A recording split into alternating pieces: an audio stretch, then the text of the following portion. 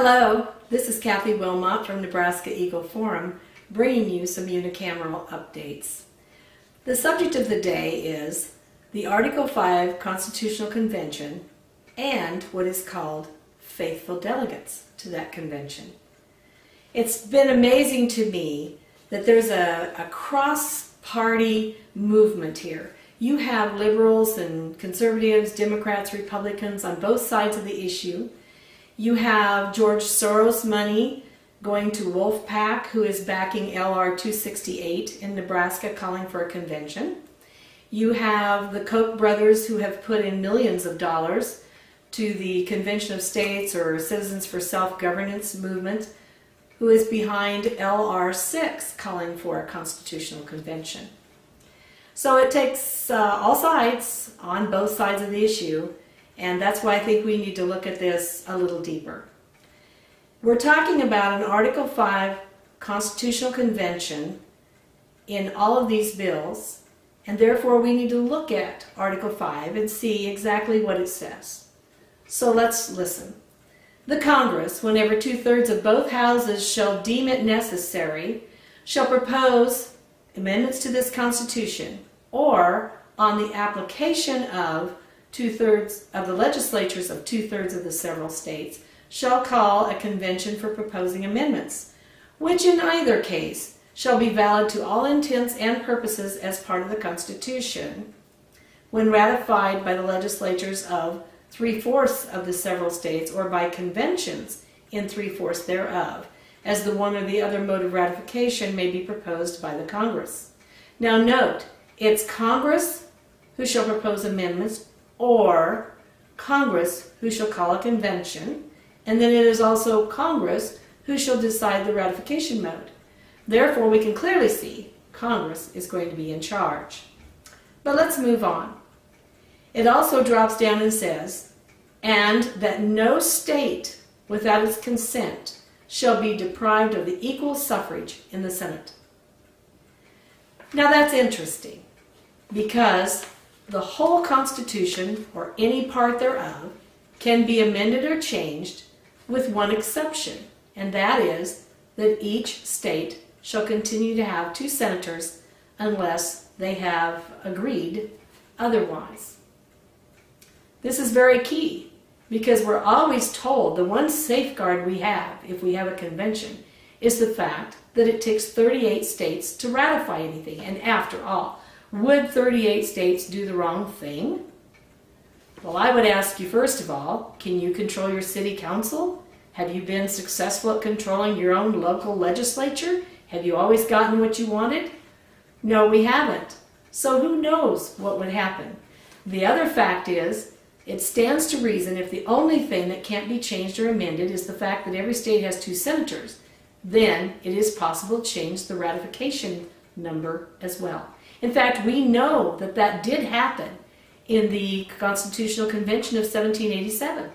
They were given the Articles of Confederation to consider, and they were told that they had to have unanimous consent of the 13 states. But that is not what happened. The delegates to the convention voted that they were going to do everything in secret. The doors were closed. They voted in secret. They laid aside the Articles of Confederation and wrote a whole new document, and thankfully it was a great document. And the other thing they did was they knew they could not get all 13 states to ratify, so they changed the ratification requirement to 9 states, and then they were able to pass our Constitution. Unfortunately, in this day and age, we don't have men, I think, of the character, the values, and the ethics that we had in our forefathers. But let's move on. Convention of States is constantly assuring everyone, hey, we only want this convention for 3 things. But I want you to notice their broad subject areas. Let's look at those. First of all, they want to impose fiscal restraints on the government. They also want to restrict the overreach of the government. But wait a minute, isn't that what our Constitution already does? Oh, then how are new words going to change that? They also want to limit the terms of office for those in Congress and also the U.S. Supreme Court justices. Well, it all sounds good, I guess, but not to me. There's other people that have ideas too. Mark Levin, he has just a mere 10 amendments that he would like to see. Or how about Governor Greg Abbott of Texas? He has 9 amendments he'd like to see. But you know, perhaps one that bothers me the most of all of those is former U.S. Supreme Court Justice Stevens.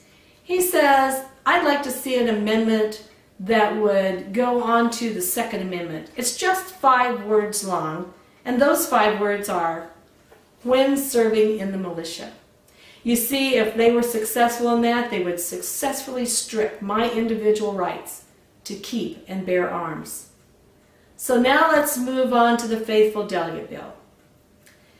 Convention of States, Wolfpack, and many others who have been pushing a constitutional convention idea have been meeting with quite a bit of defeat this year, and they're getting a little desperate. The Balanced Budget Amendment folks came up with an idea of, hey, let's start with faithful delegate bills. You know, for all these people that are afraid that the convention could get out of control, I think I'll get them not to worry so much. Let's put in a faithful delegate bill that says, hey, legislature, you'll be the ones in charge of your delegate. You can tell them what to do, how to vote, everything. And if they don't follow your orders, you can slap them with a felony.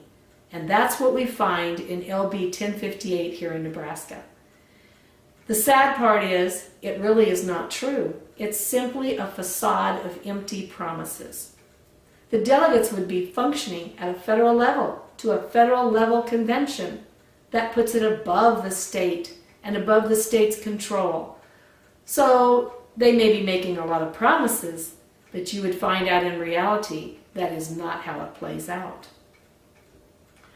So what do? We contact our legislators today and often. Remember, there are millions of dollars that are floating into the pond pushing for a constitutional convention or an Article 5 convention. That means that you and I, as watchful, diligent citizens, in order to protect ourselves, we have to be that greasy wheel. We have to call now and often. In fact, if you have time, I would encourage you to go to the Capitol, visit with the legislators in person, let them know. Vote no on LB 1058, the Faithful Delegate Bill. Remember, that bill has been prioritized and it will see debate before the end of this session. So act quickly. Stand with us.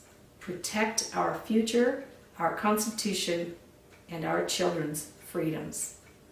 Thank you very much for joining me.